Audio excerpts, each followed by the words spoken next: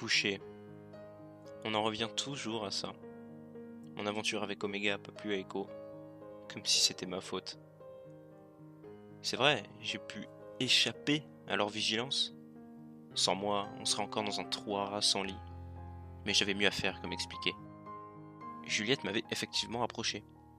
Quelqu'un avait dû balancer. J'ai parlé rapidement à Mike, mais c'est pas lui. Il est incapable de me mentir. Othel n'a d'ailleurs pas refait surface depuis cette nuit-là. Mais si Echo a autant le chibre tendu, il peut lui avoir refait la déco arrière, qui sait. Il avait même quelques gardes masqués. Ridicule. S'il croyait me faire peur. En attendant, on a préparé avec Gamma un plan pour s'attaquer à une autre base. Évidemment, on m'a collé au projet pour mieux me fliquer. Mais c'est pas un souci.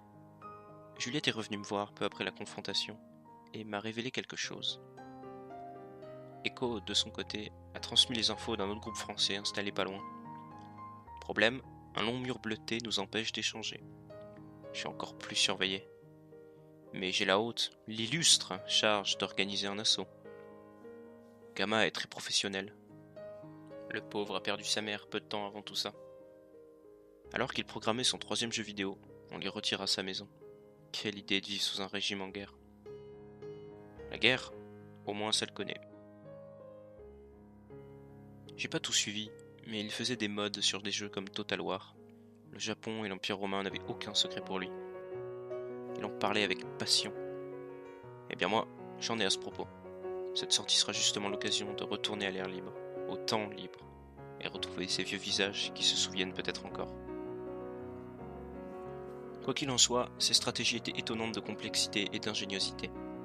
Il m'est arrivé de combattre aux côtés des Francs, des Vikings, et même de certaines cités grecques, mais jamais une telle vue d'ensemble ne m'avait été donnée.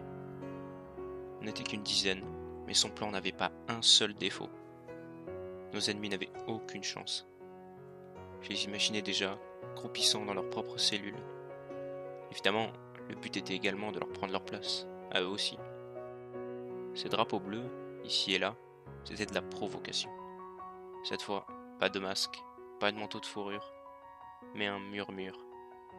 Un code qu'ils se passent afin de donner des ordres. Personne ne sait d'où ils viennent, pas même les plus anciens.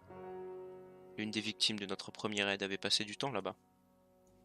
Tango, qu'il a choisi. Je lui fais pas trop confiance, mais Echo semble l'apprécier. Il nous l'a refilé pour la mission.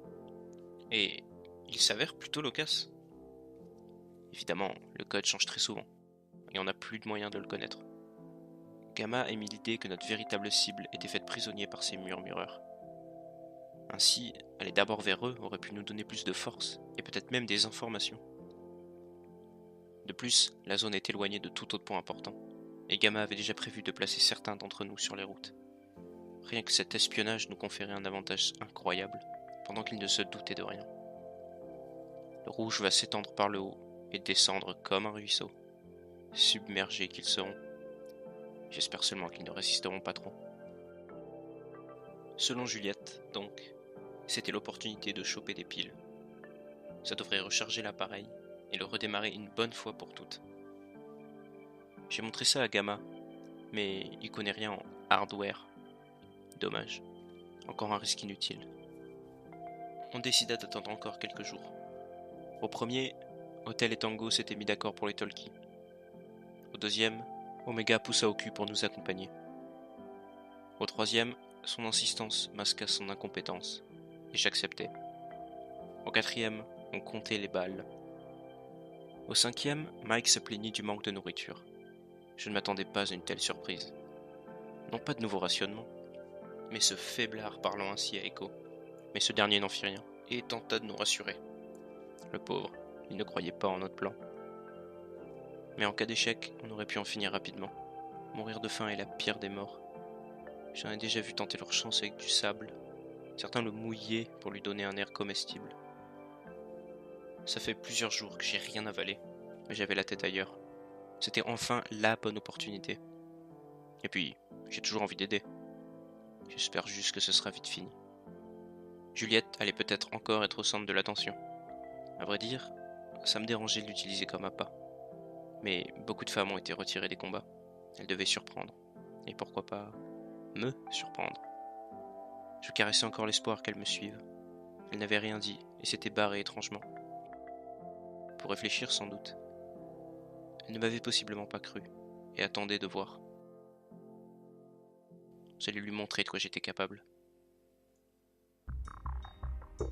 Gamma, lui, l'était. Il ne se plaignait pas beaucoup, mais le manque de nourriture se faisait sentir. Il préconisait une attaque rapide et changea quelque peu ses plans. Rien de bien rassurant si vous voulez mon avis. Je ne sais pas si demain sera mieux. Pour cette journée-là, le temps était à l'action. Les murs semblaient à nouveau solides, mais plus de gardes et plus de risques. Au fond, si tout s'arrête, cela aurait été une belle aventure, mais beaucoup plus m'attend. La première difficulté était de trouver les points faibles. Gamma avait vu juste, et Tango prit rapidement d'assaut les quelques postes mal gardés. Après tout, qui veut se cantonner à ce rôle quand un modèle anarchiste se présente? Leur chef devait être bien différent du nôtre. Une fois les lueurs extérieures éteintes, il ne leur restait plus qu'à dormir.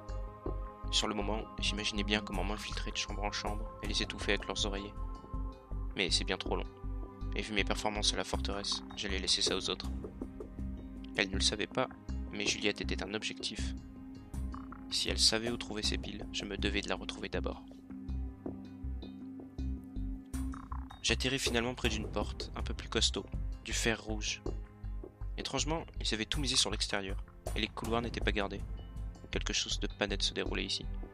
Soudain, des voix. Une dizaine de personnes. 3 femmes. Je trouvais une sorte de buanderie. La porte fermait mal, ce qui me laissait une large lucarne. Parmi les hommes, seulement 2 restèrent à parler devant l'entrée en fer rouge. Les 3 femmes autour. Elles n'étaient pas tranquilles. Mon talkie s'alluma, Mike prévenant que l'aile gauche était bourrée de gens. Heureusement, sa voix était couverte par les pleurs devant moi. Peu de chance de trouver quoi que ce soit par là-bas. Tout reposait encore sur moi. Finalement, 2 hommes et les 3 femmes entrèrent.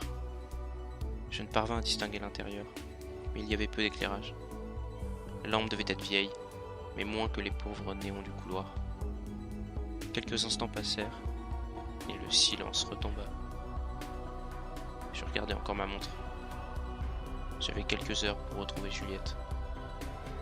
Cette manie de prendre large. Et évidemment, il ne répondait plus. Seul, dans ce placard, j'attendais. Soudain, de timides cris jaillirent. J'imaginais bien ce qu'il se passait derrière cette porte rouge. Je ne pouvais y mettre fin. Le talkie s'alluma une dernière fois. Un bruit étrange en sortit. Je fermais quand même les yeux.